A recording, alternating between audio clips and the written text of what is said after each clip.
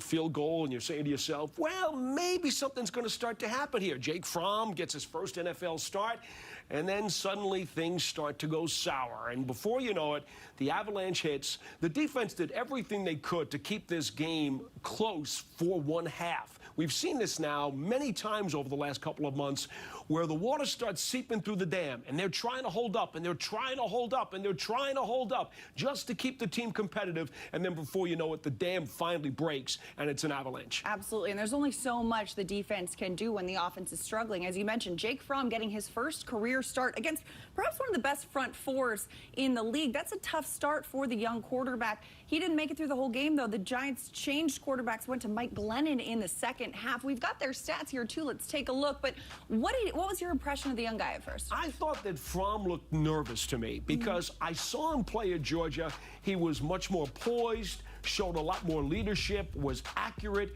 He was a very, very promising backup quarterback prospect in the National Football League when he was a fifth-round choice of the Bills last year. The guy that I saw in the first half today looked to me like the lights were a little too bright. Now, I don't necessarily know how much of the playbook he knew. Remember, we heard from him after last week's game when he played the two-minute drill against Dallas that he knew about 60% of the playbook. We don't know how much he actually knew today going into this game. But what we do know is he was much more inaccurate than I expected to see him in the first half of this game. Right, and well, a little bit of familiarity, right? I mean, you mentioned his time in Georgia. He's faced Jalen Hurts in that 2018 college football playoff when Hurts was at Alabama, but it's been a long time since then. There's a big difference between college football championship and an NFC East game at the Link in Philadelphia. The third quarter, though, the Giants come out. Joe Judge says, hey, I need to see something from this offense. This game was tied 3-3 at the half. And, you know, by the fourth quarter, this one got a little bit out of hand, 34-3. But when they went to Mike Glennon, things just coming out of the locker room, they weren't seeing the movement there that they needed to. No, I think it's clear to me that at that point, you know, Joe Judge just pretty much said to himself, okay, we know the rookie's having trouble here swimming. It's deep water for him. Eagles have the lead. We're going to have to come back. We're going to have to throw a lot. That means Philly's going to be able to cheat against the run by just going for the pass and trying to get after the QB. Understanding that's a very, very difficult position to put Fromm in. So I think he went to the veterans simply because he thought that Glennon's experience would allow him to survive in the second half after Philly started to pull away. Right, and a tough situation for this Giants team as well. Shutting down Daniel Jones for the season. He's on IR with that neck injury, so they're kind of battling between, okay, which of these backups is our safety net right now? This is the first time since 1992 the Giants franchise has started three different quarterbacks. In 92, we saw Phil Simms, Jeff Hostetler, and Kent Graham getting the starts over there. And so it's been a while since we've seen that kind of rotation. But let's talk about the defense a little bit, because you mentioned off the top, you know, that defense did enough, especially early on, to give this Giants team a chance. This is the 15th straight game. They've allowed less than 7 points in that first quarter. Coming out strong is important for this team. Well, you look at the first half numbers, Madelyn, and the Eagles were only 1 of 7 on third down opportunities. I would sign up as a defensive coordinator for that any day of the week. 149 total yards of offense to that point. Very, very respectable. Hurts was 7 of 17 for less than 90 yards, had gotten sacked once. Eagles had rushed for only 60, a team that was running for 165 yards a game. 175, yeah. During the course of the season, well, in the recent stretch, right. 175. So I had no problem with the way this defense was holding up and keeping the Giants in the ball game, but they just could not get any traction offensively. And Dots, you've covered this Giants team for the better part of 4 decades. You've been watching the Giants team, you know, for your entire life. When you look at the way that this team is right now and the struggles that they've had, how do you put that into perspective? It's very difficult. I remember going back to 1978 when Joe Prozarchik was the quarterback. The Giants went through 11 consecutive games without scoring more than 17 points in a game. And, you know, you look at it and you say to yourself, well, wait a second. Look at the players they have on offense right now. Look at some of these guys. You know, back in those days, back in the day, I should say, they didn't have the kind of players that they have now. Right. So you say, how is this not working? Ultimately, it still comes down to not being able to get a ground game going. Because if you can't win the line of scrimmage and at least keep people honest and run the ball when you want to be able to run the ball, things are going to be extremely difficult. And ultimately, that's really what it comes down to. Well, in the ground game, too, as you mentioned, not just the running game, but also that offensive line. We saw Nate Solder was out. Matt Peart goes down early in this game. So Corey Cunningham comes in. That's got to be a tough way to navigate. It is a tough situation, but to be frank with you, I thought Cunningham actually did an admirable job for a guy who was being thrown in a very difficult situation. You know, you talk about the run game, though, and I have to say this because on the first half, 18 carries for 65 yards. Barkley only had 27 yards rushing in the first half on 12 tries. Once again, it comes down to how many times are we watching the game and we're seeing whether it's Booker or Barkley getting the handoff and immediately they've got somebody in their faces. Right. And that's just, I don't care how fast, how many jukes you have. If there's a guy right there when you're taking that handoff, there's just not any room to run. There's not going to be a lot of room to run. But we've got a lot more to discuss after this quick break. We're going to be back with a lot more here on Giants Postgame Live. But first, guests of our postgame show receive a gift certificate to Ben & Jack's, located on 44th Street in Manhattan. From the celebrated porterhouse to finer seafood, Ben & Jack's will surpass your expectations of what a steakhouse should be. After the break, we'll hear from head coach Joe Judge and much more as Giants Postgame Live presented by Mercedes-Benz continues after this.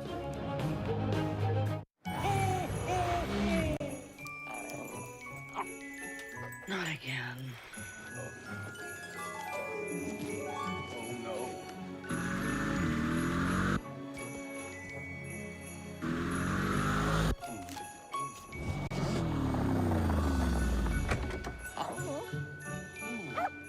For the gifts you won't forget, the Mercedes-Benz Winter Event. Get a credit toward your first month's payment on select models.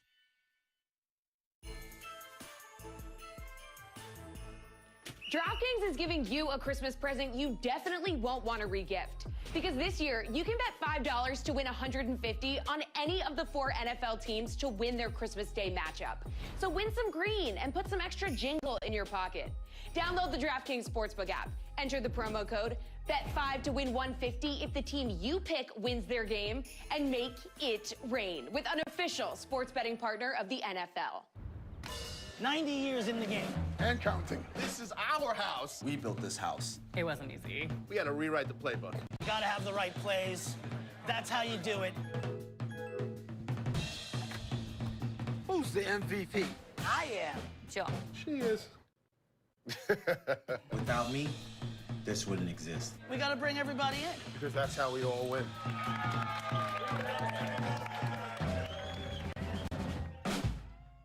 I'll tell you, I loved every minute of my time playing for the New York Giants. It was a huge part of my life. These days, I still carry my team spirit with me every time I use my Giants debit card from Investors Bank. Open a New York Giants checking account from Investors Bank with free cell phone and ID theft protection. Plus, you can earn up to $250. Once a Giant, always a Giant. And now, I'm a fan too. Open a Giants checking account online today. This one's for every NFL fan whose fan cave is more like a fan corner of a guest room closet. You've compromised enough. Pepsi Zero Sugar.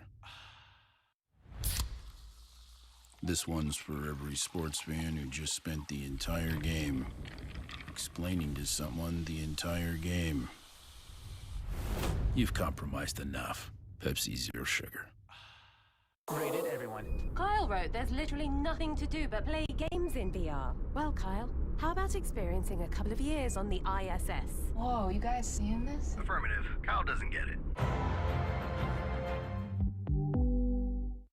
This holiday, make giving the inspiration for saving. From tossing out the holiday trash to cleaning up your festive feast, use Greenlight to turn savings goals into life goals. Invest in your best investment. Greenlight.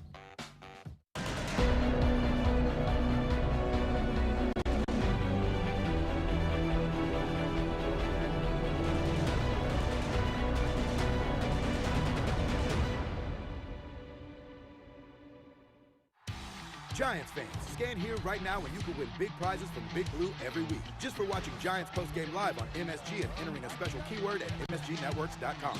You can win tickets, signed merch, and more. Giants Postgame Live Watch and Win sweepstakes. Sign up now.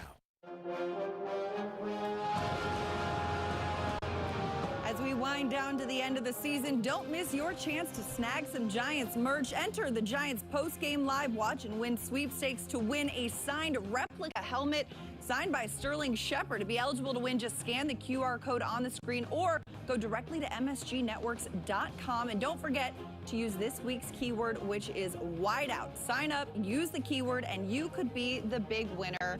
Good luck, and thank you for watching with consistency, because this is a nice little giveaway we've got every week. You know, giving those Giants fans some merch. It's the holiday season. You want to have those little pieces of memorabilia to remember the good times and the bad. You know, these Giants fans are diehards. But, you know, Paul, we were talking a little bit about the defense, right? The defense has been kind of a constant for this team in giving this Giants team an opportunity to win these games. James Bradbury has, you know, accomplished some impressive individual stats today. If we pull up his stats for the game, his pass defense, 15 passes defense in the last 2 seasons, ties Jason Sehorn. I mean, look at the company he's keeping right here. That's at least 15. Last season, he had 18. And remember, they didn't start keeping pass defenses as a statistic until 1999. Now, you'll see down at the bottom there, ties Giants single-season record, 13th game with a pass defense this season. That's C. Webby. Corey Webster had 24 in 2008 on the year, and that is an all-time Giants single-season record. Again, they've only started keeping this stat since 1999. Right, but still, that's, you know, a good 22 years right there in the making, and that's a solid stat to have. And, you know, it's great to see these players with their individual success, but it's hard when it doesn't translate to team wins, right? And I'm sure any of these guys would say, hey, I'm glad I'm in the record books in that way, but they would trade it in a heartbeat for some more wins. How does a team do that? How do you position individual success? Well, the hope is that if each of your guys does their job, and we've heard that now from a number of different guys over the course of the week when they meet with the media, do your job. Logan Ryan, in fact, is one who really likes to talk about that very much, because if each individual guy does what he's supposed to do and fulfills his responsibility, then he doesn't have to worry about trying to cover up for somebody else who may not be doing things exactly the way they're supposed to be done. Because when you do that, that's when guys get caught out of position and things get sloppy. Absolutely. And we've got another perspective on this one as well, as we're going to send it out to Philadelphia, where Bob Papa and Howard Cross, who are on the radio call for this one, are standing by with more. Fellas? All right, Howard, when you take a look at this game, at halftime, the Giants had the game where they needed to have it, right? They needed to make it ugly. They needed to make it muddy. They needed to make it low scoring. And then once that interception happened, the kind of wheels fell off. When you're down on the field and you're watching this, just talk a little bit about their inability to get anything sustained offensively. Well, you know, it's one of those things that was going to happen anyway. When you start a quarterback that hasn't been in the league that long, hadn't had a start anywhere, you're going to bring him into a game where the Eagles, when they're trying to play for something important, you were expecting them to have a hard time. So you got to be creative, you got to be imaginative, and your offensive line's got to make some blocks. They didn't do any of that, especially in the third quarter when they first started. They needed to make a first down. That first hit, even though it was a face mask, I get it. He throws an interception. Momentum went in the Eagles' favor. They couldn't bounce back. You know, even at the end of the first half, they tried to run the ball, and Barkley got nothing. I mean, he didn't have a shot on a couple of the runs. It's a recurring theme. Look, this is something we've been talking about for years now, but their inability to really ever control the line of scrimmage, it's hard for anything else to function when you're looking at the offensive side of the ball. They're going to figure out a way to put like 5 guys together. They're going to have some continuity play for an entire year, and then get 2 or 3 guys they know that can be backups, can be not journeymen, but utility guys all over the offensive line. Right now, they're playing with guys that are maybe second and third guys, and guys that are coming in off the street, and they're trying to make their work. It's just not working.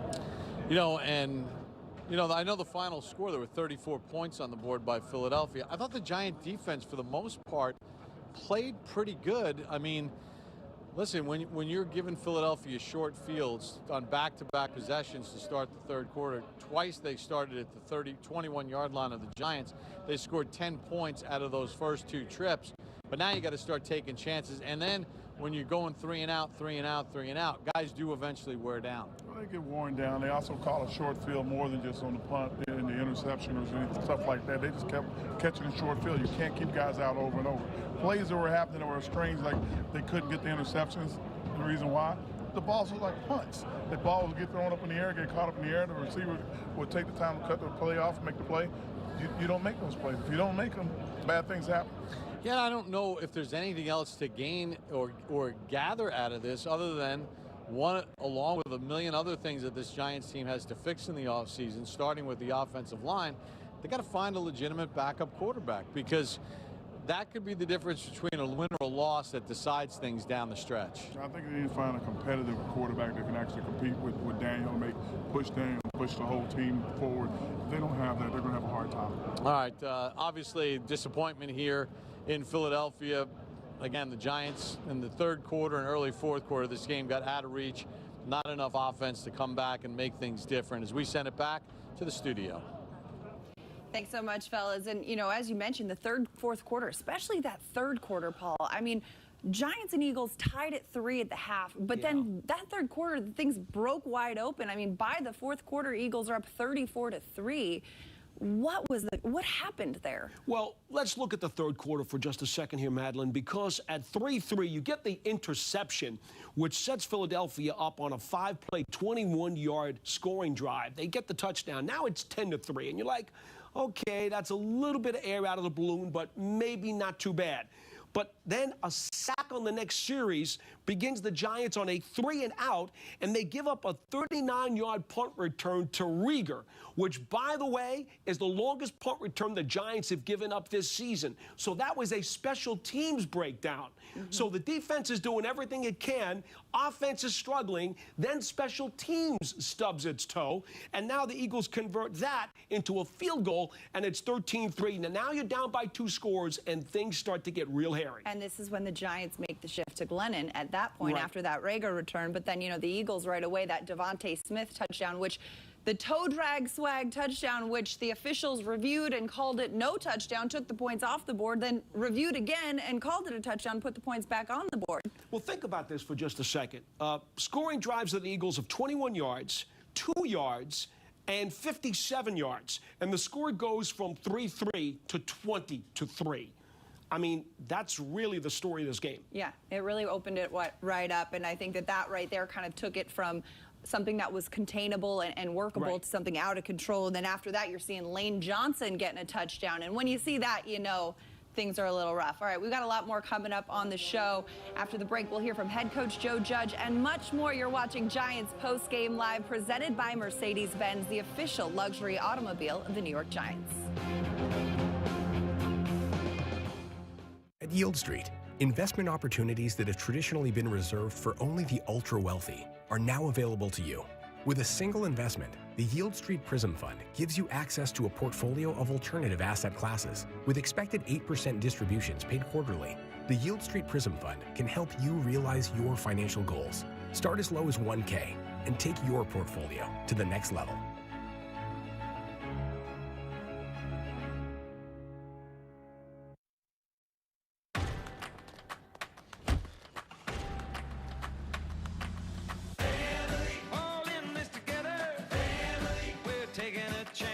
Some traditions just keep getting better and better. Ford F-Series, the official truck of the NFL and America's best-selling trucks 44 years and counting. Right now, get 0% financing for 60 months, plus $1,500 bonus cash on the Ford F-150, the official truck of the New York Giants. There's something in the air, out of the silence. It all starts now.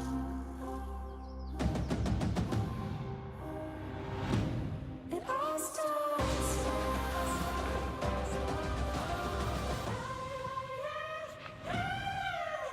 It all starts now.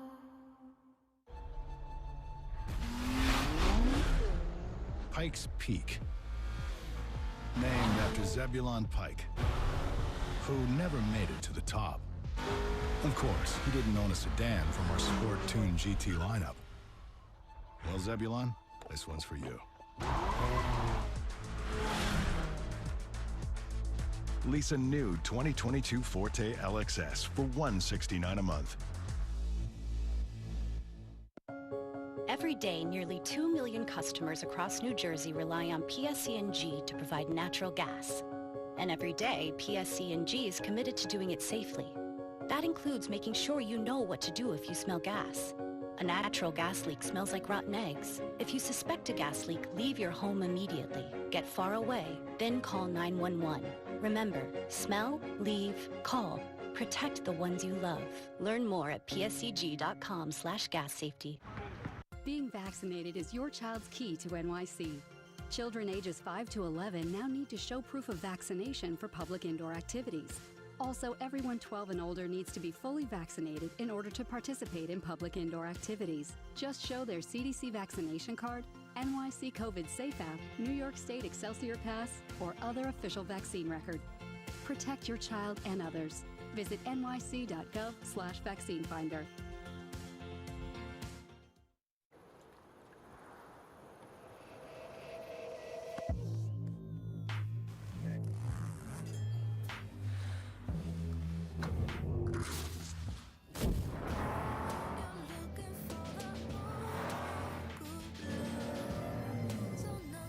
The first ever Genesis GV70. Proud to be named Motor Trend's 2022 SUV of the Year.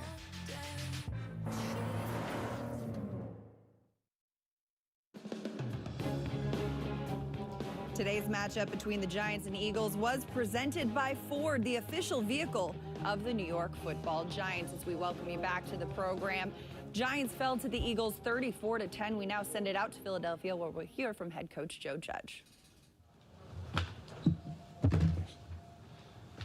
All right, guys, so, obviously we didn't do enough to have success today on the field. I thought for the most part our defense did a good job of keeping us in the game. Up until the punt return, our special teams did good things for field position, giving us an opportunity to go ahead and play. We couldn't get anything going offensively today. We obviously have to have some kind of production in that phase to complement the offense, to complement the defense, and the special teams that are making plays for us. But ultimately it wasn't good enough. We had to go back to work this week. A lot of things got to improve on. I'm looking to see these guys finish strong, go out competing. We had a good week of work with the guys. I count on seeing the same thing this week going to Chicago. That being said, open any questions you have. Look at half of the game when that turnover kind of got things going for them, and then from there on, what's the fourth? They kind of turned to put the. Well, look, obviously you can't start the second half off with a turnover, and that led to the touchdown right there that made it 10-3. And then we didn't have a good punt, and the coverage, had a couple missed tackles, gave them field position right there. Then all of a sudden it's 13-3. Now, look, it's still a two-possession game with a lot of ball to play. Like, that can't be a situation where all of a sudden it feels insurmountable. All right, you just got to go ahead and play one play at a time, one drive at a time, and keep playing the game. Look, the reality of it is, you go through the first half, our defense played as well as we could ask them to. We had opportunities for turnovers. We were attacking the ball. We had things that you say, okay, keep on attacking the ball. Something's going to come our way right there. The kicking game was doing a good job giving us field position, not really letting the return game get started. I was happy with the way those two phases were playing. Obviously, offensively, we couldn't get anything going right there. And when you start playing, 2 out of 3 phases, you've got to make sure that third phase can come through and give you something right there. We knew it was going to be kind of a slug-it-out type of game for us to have success. We saw an element of that in the first half. You don't want to play with some of the limitations we had in the first half. However, when you go to the second half, there are a couple things. They had the shot down the field. That led them getting some more points. And then the 2 late touchdowns right there, 2 inexcusable things that happened. Joe, without looking at film, what did you see up front today? It looked like he was a little jumpy, some passes early, just never got the rhythm. Well, look, obviously we didn't do anything good enough on offense right there. So, I'll watch the tape and I'll break down him, Mike as well and all that stuff. I decided to make the move going from Jake to Mike because we weren't getting anything going offensively, and I thought there were some opportunities that we did have in the first half and early in the second half that I had to get something in there going to give ourselves a chance, to make some plays that I thought were out there for us to make. Obviously, it was a struggle. What do you say to him, about just the whole first half? You say the halftime and then ultimately you have to decide to make that move. Who, Jake? Yeah. You're a young player. You got to learn and develop and to do. All right? This is the early part of a career. So you've got to learn from what happened today. You've got to make improvements. You've got to make improvements on execution. Obviously, decision-making will improve throughout time, but, he's got to come back to work on Wednesday like everybody else. The quarterback play you've got, how do you prevent that from kind of dragging down the rest of the team? Look, I'm going to look at the tape before I go ahead and make any, huge statements on that right there, but obviously you've got to get, significant play out of key positions, all right? But we've got to execute everything better. Offensively, nothing was really good enough today. We got to make sure we come back to work, and we got to give ourselves a chance. And we got to capitalize on the opportunities that are in front of us. And when you watch the tape normally, and you sit there and you're watching on the sidelines, you talk through different plays and scenarios, and you say, okay, we've got this that are there. We got to get back to this and give ourselves a chance. Make sure we don't lose an opportunity on this again. You got to, make the emphasis getting back to something when it's there. But you got to capitalize on the opportunities when they give them to you. Most teams in this league aren't going to give you a second swing of the bat. So when something's there the first time, you got to make your shot.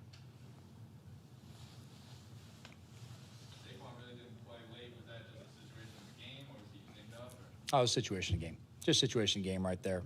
He's got some bumps and bruises, right there. I thought Saquon, played hard. Obviously, we couldn't get enough going for him right there. But that was just the decision we made right there at the end of the game. Joe, you mentioned at the start, after the turnover, start of the second half of the two-score game. Yep. That can't be an insurmountable lead right there. Yeah, correct. Did you get any sense that some of these guys, with this repeated failure, are kind of feeling that? Like, we can't come back, it's not working, it's not happening here? No, I saw our defense consistently take the field with the right demeanor and the right attitude. I really did.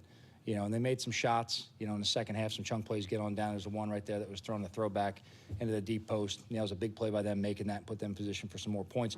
But the one thing about our defense I'm always proud of, and you can see it all the way at the end of the game on the stop right there on 4th and short. One thing they do is, defense never decides, when they're going to take the field. They decide how they're going to take the field. And they always decide to take it with the right demeanor. I'm proud of the way those guys fight like that. Okay, they practice the right way. They got the right demeanor. They really play as a unit together. I see a lot of individual improvement. I see a lot of collective improvement in that phase of the game. Obviously, I've talked all the time about, how you have to play and build a team, so I'm proud of a lot of the guys on defense in terms of how they're pushing forward, how they're playing, how they're competing. They did a lot of things to keep us in the game today. And then, obviously, if you can't do anything, offensively to get the ball moving, that sets you behind, and there's not too much more defense can do to hang on there. Joe, I realize execution was obviously an issue, but did you have problems at any point in the game, say, effort? And if not, why not? I saw our guys fighting. Look, I'll watch the tape, and anything I see in terms of loaf or anything, obviously we'll address. I didn't see. I saw those guys out there fighting and pushing on through. Obviously, you see a lot of those, extended drives at the end of the game, where there's a lot of, open, empty sets and running back and forth. A lot of times you'll see some of, just natural. You get 3-4 plays in a row. Receivers aren't moving at top speed all the way right there. We try and rotate them, keep them fresh. But no, I didn't see anybody necessarily in that realm right there. Joe, you'll go back to Mike next week? We'll decide based on how they practice. We'll see how these guys do. Joe, there was a report earlier today that I think ownership of the team believes in you and Daniel into next season. Do you feel any differently coaching a game after something like that is made public and supported you? Just in regards to any kind of reports like that ever, I'm never going to comment on hypotheticals on jobs, mine or anybody else's. So that's just a blanket statement you're going to always hear from me, no matter what it is on who. So. Well, have you been told by ownership? I'm never going to comment on anything hypothetically about jobs, mine or anybody else's. I appreciate the question. I understand what you guys are asking. It doesn't matter if you're asking about me, Pat Graham, Jerry Shaplinski, Jerome Henderson. I'm just telling you, I'm never going to comment on that in a press conference, guys. I appreciate what you have to ask. Completely understand it. Just understand the way I'm going to answer the question. Joe, you mentioned the idea that it can't seem like it's insurmountable Right. when they get up double digits. Do you have a sense that guys on the offense that really has been struggling since Daniel went out, that there are some guys that you have to convince that it's not insurmountable? The very encouraging thing is when I keep talking to the skill group and the offensive line on the sideline, we talk about going back out there and say it's a 2-possession game. We got to get back in this. They got the right look in the eyes. They're still going out there to compete. All right, they're still going out there to fight right there the entire time. So you talk about, okay, what's the situation in the game? 1 point is a 17-point game, right? So I had to go out there and talk to them. Okay, guys, here's where we're at. It's 3 possessions. This is what we're looking at. We're approaching the 4th quarter right now. This is what we're thinking about. 4-down territory. We're thinking about onside kicks. We're thinking about different situational calls. They're locked in. They're glued into that right there. Okay, so they're still in there, and they understand that we're going to go ahead and we're going to go out there and we're going to fight to the end. What were you saying to the receivers in the first half there? At which point? You just gathered 5 different receivers together, a couple guys into the game. I talked to them several times, throughout the game. A lot of it was about, expecting what kind of coverage they're playing, what that's going to do in terms of some of the calls we're making, contested catches, blocking in the run game, things of that nature. So it was more schematic type approach. With the officials passed out reversal with the reversal. They just said it was in New York. They reversed it, and then they came back and they said, hey, New York's looking at it right there. And then they just told me, hey, they're going to count as a touchdown. There's not much more you can do right there. We can't challenge scoring plays. So right there, you're just kind of sitting there and waiting. You get a lot of communication from guys in the booth in terms of what they're looking at on TV and the replays. So, what you're really looking at in a situation like that is, what you're seeing on TV, but ultimately it's what the officials see and what New York sees. He had a short week, obviously. He came back with the seat from him. He's kind I mean, obviously he was on a short week coming back, so with only a couple of days of going and really still part of that ramp up off that COVID deal right there, you know, the package put together for him was considering the situations, wanted to really get him in there. There were some times we were able to get him in multiple plays in a row, which was something we weren't sure about, you know, getting with him right there as far as the conditioning part of it. But he fought through a lot of things, and when he had the ball come his way with some opportunities, he was able to get the ball in space, make some plays, and get it vertical, you know, convert some things. You talk about like the product you put on the field. Yep. How does a result like this? It's not good enough. At point blank, I'm not going to make excuses or try and, you know, church it up right there, Dan. The reality is this, you know, you play to win the game, right? You coach to win the game. You coach to give the players an opportunity and a chance. So while there's things in every game you look at and say they're positive and build on that, and there's individual performances or unit performances that you say, okay, this is what we're looking for, collectively it's not good enough. Okay, collectively it's not good enough. So we got to do better next week. Okay. All right, thanks, Jess. That sound from head coach Joe Judge is brought to you by Ford, and as you heard him say, collectively, it's not good enough. We heard him emphasizing just the inability for the Giants to get anything going on offense. And Dodds, you know, last week, Mike Glennon gets the start. He doesn't play as well as they'd like to see, so they pull him and put Jake Fromm in. This week, Jake Fromm gets the start. He doesn't play as well as the Giants would like to see. They pull him and put Mike Glennon in. How do you navigate this circumstance with 2 games remaining? Well, I think Joe Judge is handling this thing right, to be honest with you. He's saying there's going to be another competition at practice this week, and I think that makes a lot of sense because, look, we've seen Mike Glennon for about 3.5 games now, and we know that he's been inconsistent and he's been somewhat erratic. I think moving forward, the guy who's really an unknown is Jake Fromm. Now, we've seen him for only a half, all right, basically. And to me, again, I don't know if the spotlight got to his stomach, the butterflies, the nerves. The Giants have 2 more games left to play this season to find out what Jake Fromm really is. He's going to tell us, I'm sure, when we get a chance to talk to him, that he didn't put his best foot forward in Philadelphia today. And I understand that. But maybe it was just the jitters of making his first NFL start. Maybe when we see more of him, we will see something there that we can chew on, because the Giants have already said, Daniel Jones himself and Joe Judge said they've already talked, and Daniel Jones is the starter going into next year. They need to know who the number 2 guy is. Maybe Fromm can still fix this situation and be in that mix. Well, and to be considered as well is the fact that Fromm's only been on this Giants roster for 26 days, getting his first career NFL start today in Philadelphia. It's a big moment for the kid. So lots, I'm sure we'll see from him in the future. And we've got more coming up on the show after the break. We're going to hear from Giants defensive back Julian Love. That and much more as Giants Postgame Live presented by Mercedes-Benz continues after this. Ebenezer, Ebenezer. Really? First, you'll see the past. Excuse me, And then the present. And finally, Ebenezer, the future. Introducing the all-electric EQS. Happy holidays from Mercedes-Benz. This one's for every sports fan who just spent the entire game explaining to someone the entire game. You've compromised enough.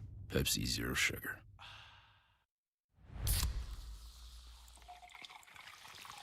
This one's for every NFL fan whose fan cave is more like a fan corner of a guest room closet. You've compromised enough. Pepsi Zero Sugar. At Yield Street, investment opportunities that have traditionally been reserved for only the ultra-wealthy are now available to you. With a single investment, the Yield Street Prism Fund gives you access to a portfolio of alternative asset classes. With expected 8% distributions paid quarterly, the Yield Street Prism Fund can help you realize your financial goals. Start as low as $1K and take your portfolio to the next level.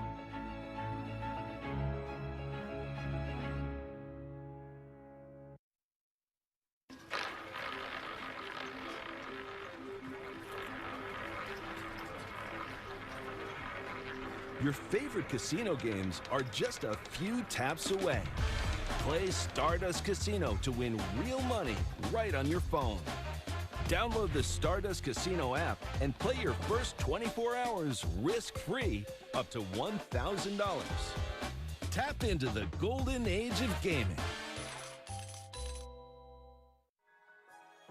Inside each of us, there's an outside side. A side begging us to get out there and live our best outside lives. At Barrette Outdoor Living, we've got the fencing, decking, railing, and more to help your outside side run free. We're firm believers that our outside side is our best side, because we're the outside company.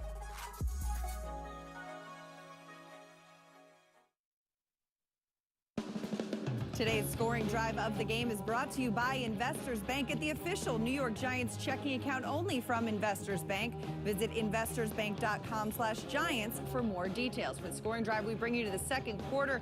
11 plays, 39 yards.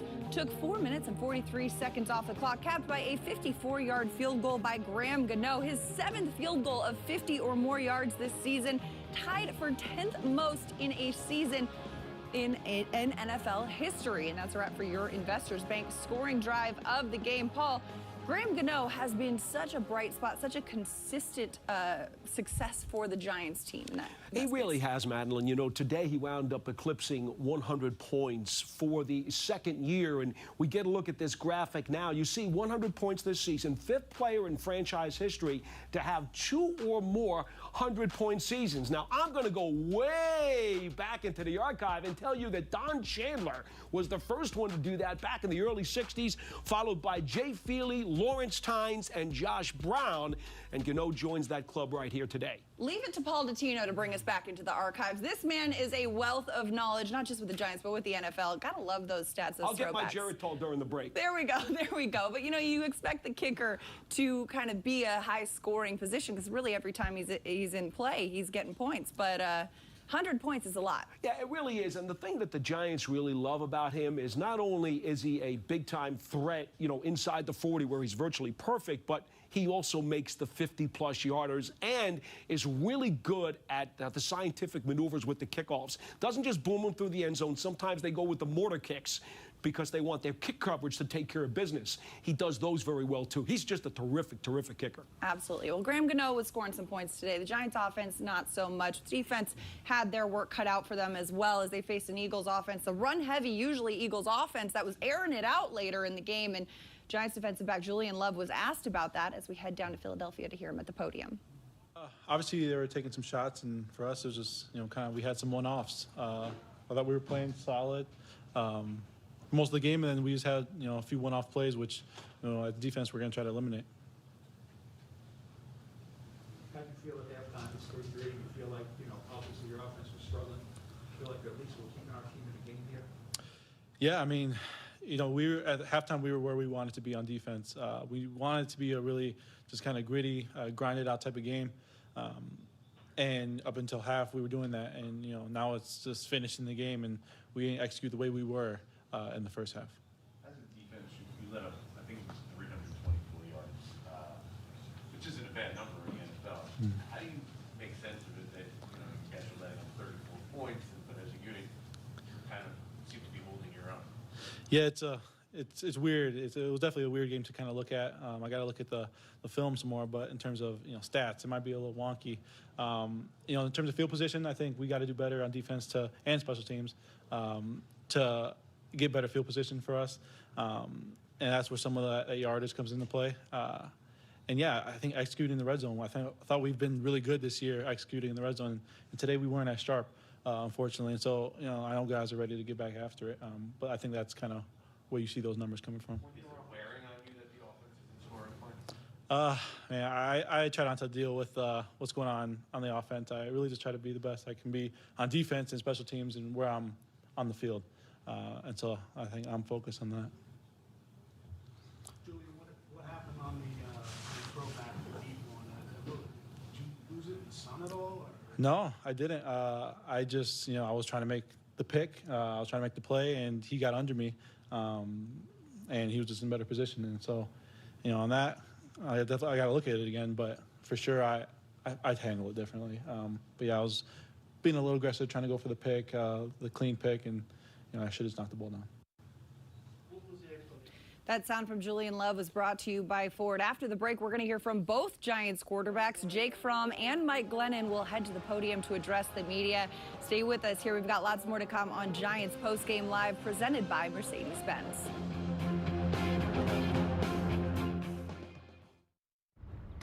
"90 years in the game. And counting. This is our house. We built this house. It wasn't easy. We had to rewrite the playbook. You gotta have the right plays. That's how you do it. Who's the MVP? I am. Joe. She is. Without me, this wouldn't exist. We gotta bring everybody in. Because that's how we all win.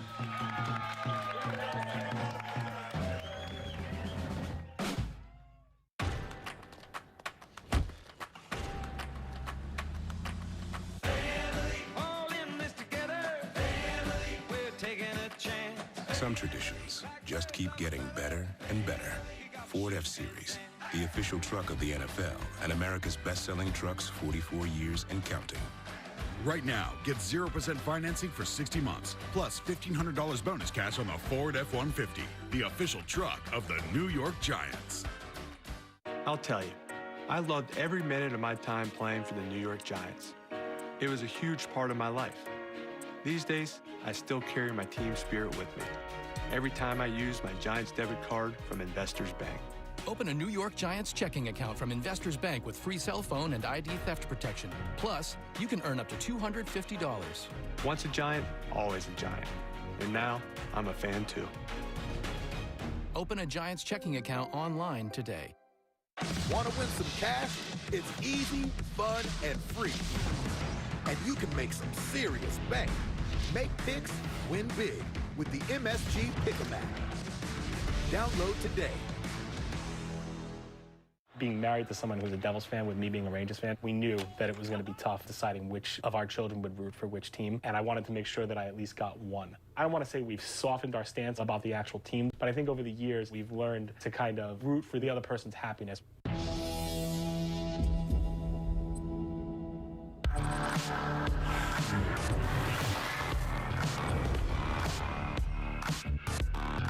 Hey, Google.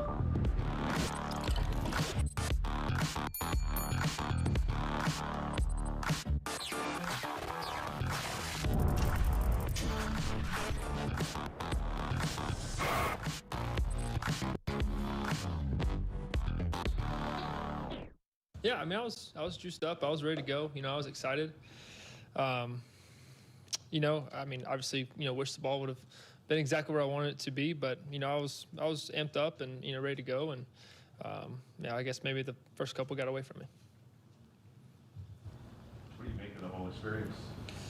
No, I'd say it's not an ideal. You know, I wish I would have played better. You know, it's frustrating. You know, for myself, it's not the way, you know, I wanted to have represented myself, my family, or of course this organization, and it's tough. But you know, I'm going to learn from it. You know, I don't think it gets much worse than that. So, man, I'm going to learn from it. I'm going to grind. I'm going to work my tail off to get better and play better, like I know I can. And so I'm going to give everything I can, you know, to the guys on offense, to this team, and be the best me I can be from here on out. Jake, what happened with the interception? It looked like you took a shot there. I don't know if it affected your throw, but what did you see in the moment? Yeah, you know, that was tough. You know, just kind of felt something, you know, happen there, kind of mid-throw, and you know, but that's football. You know, stuff happens, and you just gotta respond and answer. And you know, I didn't respond and answer enough.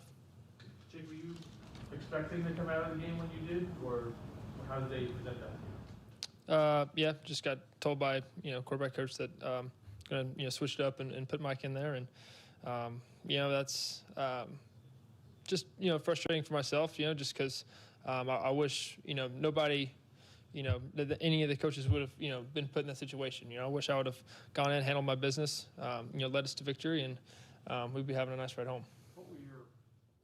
That sound from quarterback Jake Fromm was brought to you by Ford. It's tough to hear him, Paul, say, I don't think it gets much worse than that. It's a tough situation for a young quarterback getting his first career start. You got Fletcher Cox right across from you. You got Darius Slay locking down your receivers.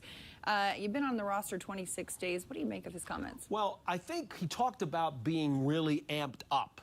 And there's such a thing as being too amped up. We've all played sports before, whether or not it's been at this competitive level or not. And there is such a thing as being so jacked sky high that, you know what? Things just start to unravel on you. Right. And that's what I was trying to say before, earlier in the program. I wonder if the Giants are still very interested in seeing what he could do a second time out after he got all these butterflies out of the way today. You know, he started out this game 2 of 7 for 4 yards in the first quarter. And that just goes to what I'm talking about, because anybody who ever saw him play at the University of Georgia knows that's not a typical Jake Fromm stat line. Absolutely. You know, finishes the day 6 of 17, 25 yards, and 1 interception. Tough first time out for the young quarterback, but I'm sure we will see more from him. The Giants pivoted to Mike Glennon early on in the second half. We'll now send it down to the podium where we'll hear from the veteran quarterback. Obviously not how we envision it going, but you have to be ready at all times. And unfortunately, you know, we weren't able to make the comeback. But, you know, we'll keep fighting. 2 games left in the season. Come back to work on Wednesday and get ready to go. And obviously you guys are commiserating on the sideline in between stuff, but what was going on with him? Yeah, it just felt like it was tough to get something going, tough to get a rhythm. You know, first start, it's you know, it's not an easy job, you know, playing in the NFL, and obviously there's some things that I'm sure he'd want back, but all in all, he handled himself really well this week, prepared really well. You felt his maturity and kind of presence. So, you know, it's been great working with him so far, and you know, unfortunately, didn't go as we envisioned. It looked early on like he was just a little, I know he was kind of high and hard, you know, a couple of throws, and did he look to you a little bit jumpy, and did you try to calm him down at all? I'm not sure. That's, you know, a better question for him. What do you say to a young quarterback? Obviously, he struggled his first career. Yeah. You're a veteran. I mean, I just reminded him before the game he belongs here. He's, you know, had a lot of success leading up to this point. I think there's a reason why. That sound from Mike Glennon was brought to you by Ford. Apologies for the technical difficulties. That's what happens out here. We've got a lot more coming up on the program. Stay with us. After the break, we're going to hear from Lorenzo Carter. That and much more as Giants Postgame Live presented by Mercedes-Benz continues after this short break.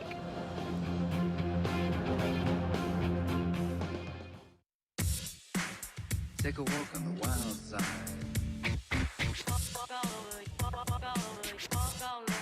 She told me to. That's right.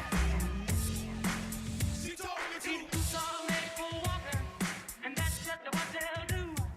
One of these days, these boots are gonna walk all over you. Walk this way.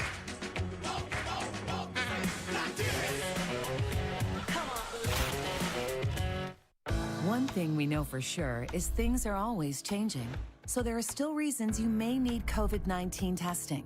And Quest has options for the whole family, available at no cost to you. Simply schedule a test online for a nearby location and get your test results back as soon as the next day. Millions of people like you have trusted Quest for their COVID-19 testing. So schedule your test today at questcovid19.com. That's questcovid19.com. DraftKings is giving you a Christmas present you definitely won't want to regift. Because this year, you can bet $5 to win $150 on any of the 4 NFL teams to win their Christmas Day matchup. So win some green and put some extra jingle in your pocket. Download the DraftKings Sportsbook app. Enter the promo code BET5 to win $150 if the team you pick wins their game, and make it rain with an official sports betting partner of the NFL.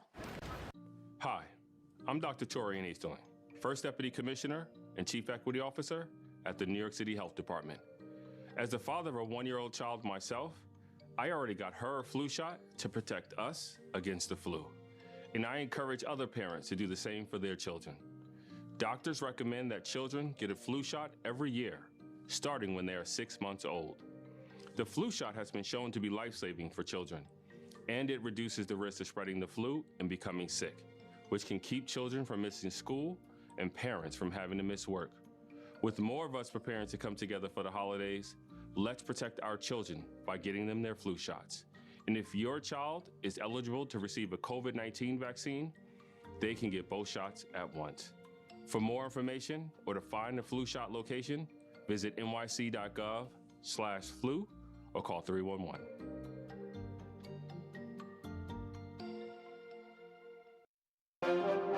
As we wind down to the end of the season, don't miss your chance to snag some Giants merch. Enter the Giants Postgame Live Watch and Win sweepstakes to win a replica helmet signed by Sterling Shepard. To be eligible to win, just scan the QR code on the screen or go directly to msgnetworks.com. And don't forget to use this week's keyword, which is wideout, all one word, wideout. Sign up, use the keyword, and you could be the big winner this week. Good luck, and thank you for watching Giants Postgame Live. We welcome you back to the studio. The Giants fell to the Eagles 34-10. We send it down to Philadelphia to hear from Lorenzo Carter. We just didn't execute. We got to execute on defense, execute on offense, and just make sure we keep that momentum rolling. We had a little bit, but obviously we let some plays slip away and ended up going their way. Lorenzo, when it's a 17-3 game, does that feel insurmountable? Should it feel insurmountable? Nah, it doesn't feel insurmountable. And we weren't even, the scoreboard doesn't really matter that much to us, especially on defense. So we go out there, wherever they put the ball, we got to line up and play football, try to keep them from scoring. So that's our mentality every time. We don't worry about the scoreboard. Obviously, you started a quarterback, for his first time today. How difficult is that when the offense is struggling? I'm not looking for you to rip the offense, but just, do you feel like you have to kind of win it on defense in a situation like this where, you can see the other side of the ball struggling? Yeah, we got to play complementary football at the end of the day. There are going to be times where offense has our back, we got their back, but at the end of the day, we got to be ready to go out there and play for each other. And, that's what we're trying to do. Lorenzo, you haven't seen Jake have many tough days as quarterback. What was it like today? Did you say anything to him after? Yeah, just make sure he keeps his head up. He's a young guy. Went out there and he had his shot, but, everything doesn't go your way. Sometimes it's tough out there, but we're playing professionals. They had a good day. And like I told him, just got to keep his head up, keep working. What's changed for you in the last couple of weeks? I don't think much. I think we're just playing aggressive, not really thinking too much, just going and just trying to do our part and make plays on defense. How about you individually? That sound from Lorenzo Carter was brought to you by Ford. That sweater was brought to you by the holiday spirit. Gotta love that holiday spirit from Zoe out there. Always a positive person around the locker room. And you love to see the individual success he's had, especially recently after rebounding from that Achilles injury. Madelyn, they usually tell you that it takes that second season before you can really physically make it back from a torn Achilles surgery. This, of course, is his first year coming off of the procedure.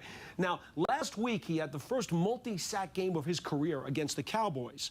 One of those sacks was a strip sack. He had a strip sack today against Philly, which means it's the first time in his career where he's had back-to-back games with strip sacks. So maybe Zoe is really starting to find himself now as we get towards December. Absolutely. And as January. we see these players building those individual successes, and look forward to it all coming together for this Giants team in the future. All right, we've got a lot more coming up. Well, not a lot. We've got a final segment, and you'll hear our final thoughts. Stay with us on Giants Postgame Live, presented by Mercedes-Benz, the official luxury automobile of the Giants.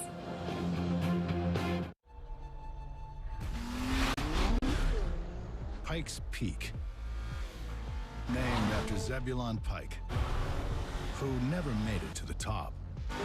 Of course, he didn't own us a damn from our Sport Tune GT lineup. Well, Zebulon, this one's for you. Lease a new 2022 Forte LXS for $169 a month.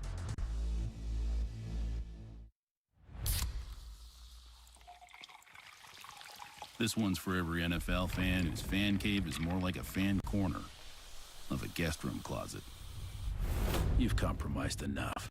Pepsi Zero Sugar. This one's for every sports fan who just spent the entire game explaining to someone the entire game. You've compromised enough. Pepsi Zero Sugar.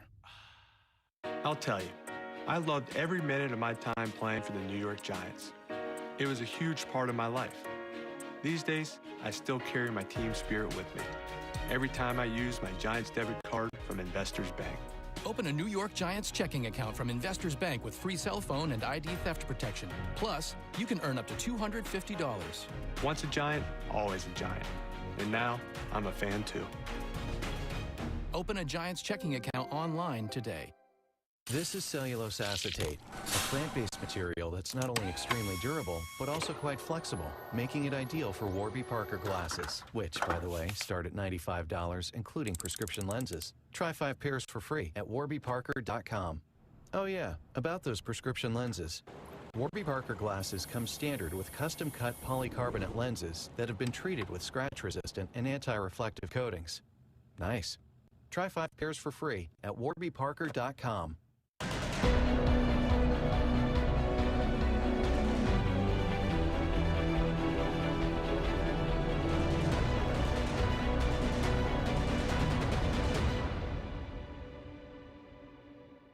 Welcome back to Giants postgame. Really did a great job getting pressure on. Here's head coach Joe Judge. Our guys are going to fight straight on through. Made some big-time throws. We're going to hear from the guy who threw that touchdown. I'm looking forward to next week and the next challenge. We've got a lot more coming up on the program. Giants fans, check out the Eli Manning Show presented by Dunkin'. All you have to do is subscribe to the Giants YouTube channel to catch the latest episodes and all of the Eli extras. Eli Manning Show. Super Bowl winning, 2-time Super Bowl MVP quarterback turned YouTube star, making quite the career for himself, and we've seen him get in all the shenanigans out there on the World Wide Web. Welcome back to the studio for Giants Postgame Live, presented by Mercedes-Benz. Dots, tough loss for the Giants today, 34-10 loss in Philadelphia, but you know what? Turn the page, on to next week.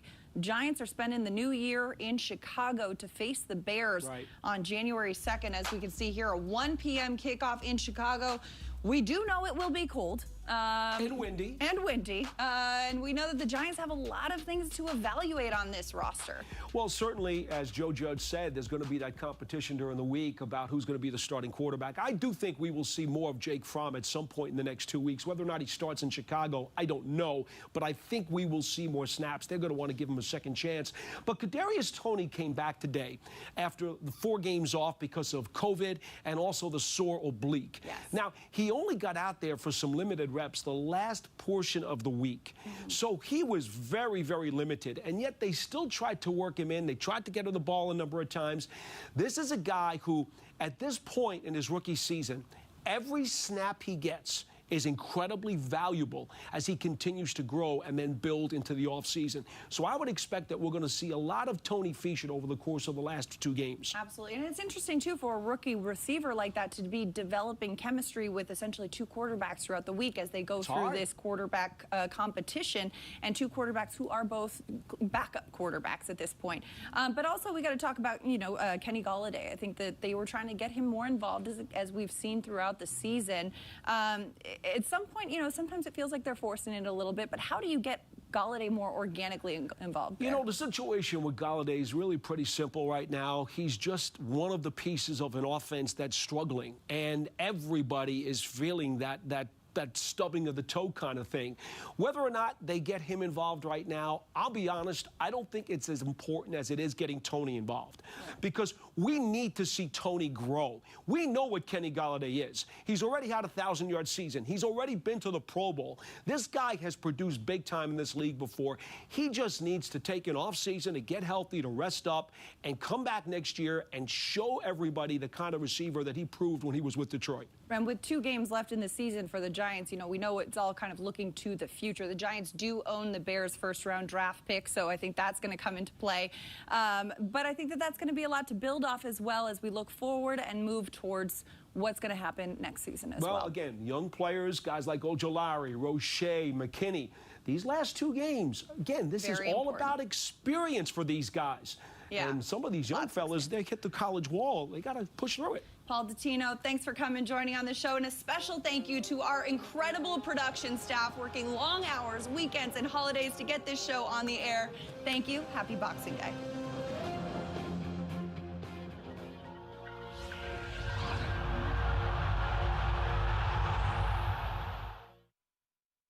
Today on Beyond the Lines.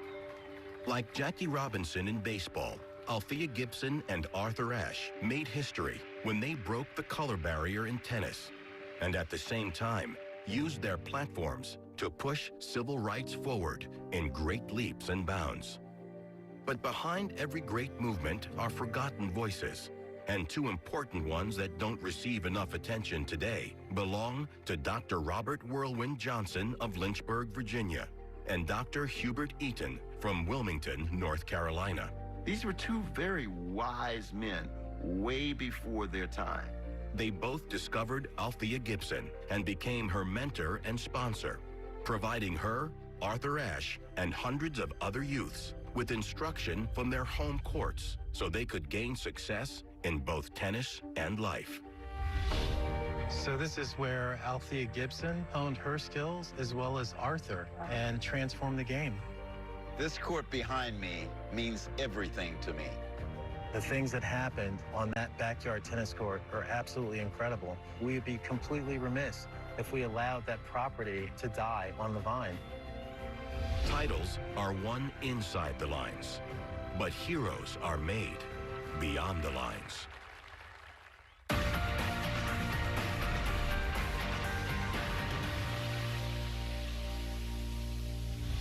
I'm Jessica Vilches, and welcome to Beyond the Lines, an in-depth look into the lives and stories that transcend beyond both tennis and sport. Our first story today takes us to a historical national landmark located in Lynchburg, Virginia, that is considered by many as the epicenter of African-American